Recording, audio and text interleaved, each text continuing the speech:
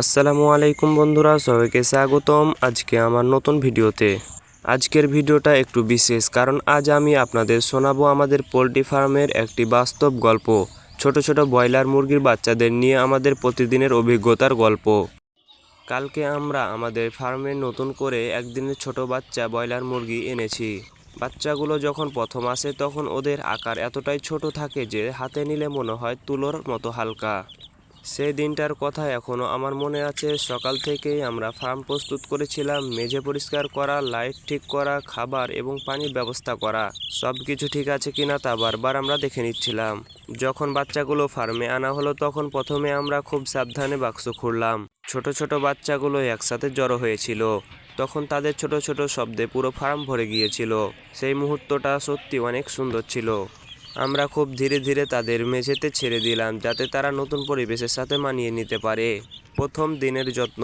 প্রথম দিনটা সবচেয়ে গুরুত্বপূর্ণ, কারণ এই সময়ে যদি তাপমাত্রা ঠিক না থাকে বা খাবার পানির সমস্যা হয় তাহলে বাচ্চাগুলো দুর্বল হয়ে যেতে পারে।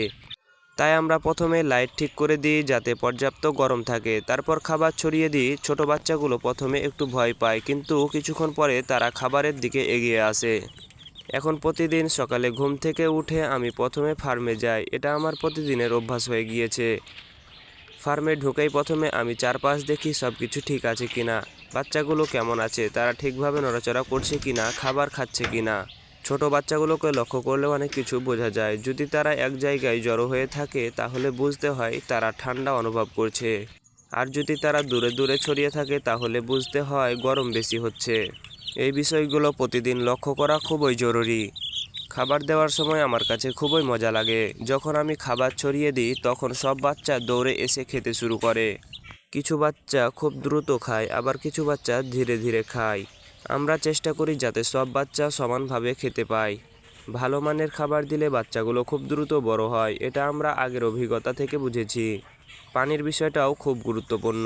আমি সবসময় চেষ্টা করি পানির পাত্র পরিষ্কার পরিচ্ছন্ন রাখা, কারণ নোংরা পানি থেকে অনেক সময় রোগ ছড়ায়। ছোট বাচ্চাদের ক্ষেত্রে পানির দিকে বিশেষ নজর দিতে হয়। পোলট্রি ফার্মে পরিষ্কার রাখা খুবই জরুরি। আমরা নিয়মিত মেঝে চেক করি এবং প্রয়োজন হলে পরিষ্কার করি। পরিষ্কার পরিবেশ থাকলে বাচ্চাগুলো সুস্থ থাকে এবং দ্রুত বড় হয়। দুপুরের সময় ফার্মের ভেতরে তাপমাত্রা একটু বেড়ে যায়, তাই এই সময় বিশেষভাবে লক্ষ্য রাখতে হয়। আমরা বাতাস চলাচলের ব্যবস্থা ঠিক আছে কিনা তা দেখি। বিকালের দিকে আবার খাবার এবং পানি চেক করা হয়। এই সময়ে বাচ্চাগুলো অনেক সক্রিয় থাকে, আবার দৌড়ায়, খায়, আবার কখনো একসাথে বসে থাকে। সত্যি বলতে পোলট্রির ফার্মে কাজ সহজ নয়। প্রতিদিন সময় দিতে হয়, যত্ন নিতে হয়, কিন্তু যখন দেখি ছোট বাচ্চাগুলো ধীরে ধীরে বড় হচ্ছে তখন খুব ভালো লাগে। এদের বড় হতে দেখা একটা আলাদা আনন্দের বিষয়। আগেও আমরা কয়েকবার ব্রয়লার মুরগি পালন করেছি, প্রতিবারই নতুন কিছু শিখেছি। কখন কী সমস্যা হতে পারে, কিভাবে যত্ন নিতে হয়, এসব অভিজ্ঞতা ধীরে ধীরে হয়েছে। এখন বাচ্চাগুলো খুব ছোট, কিন্তু কয়েক সপ্তাহ পরে এদের অনেক পরিবর্তন হবে। আমি চেষ্টা করব আপনাদের নিয়মিত আপডেট দিতে। রাতের সময় ফার্ম একেবারে শান্ত হয়ে যায়, শুধু লাইটের আলো দেখা যায় এবং বাচ্চাগুলো ছোট ছোট শব্দ শোনা যায়।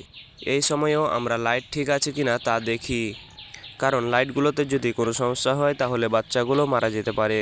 আজকের ভিডিওতে আপনাদের আমাদের পোলট্রি ফার্মের বাস্তব অভিজ্ঞতার একটি অংশ দেখানোর চেষ্টা করেছি। ভিডিওটি যদি ভালো লেগে থাকে তাহলে অবশ্যই লাইক, কমেন্ট এবং সাবস্ক্রাইব করবেন। আমি আপনাদের ভালোবাসা পেলে আরও নতুন নতুন ভিডিও নিয়ে আসবো। সবাই ভালো থাকবেন, সুস্থ থাকবেন। আল্লাহ হাফেজ।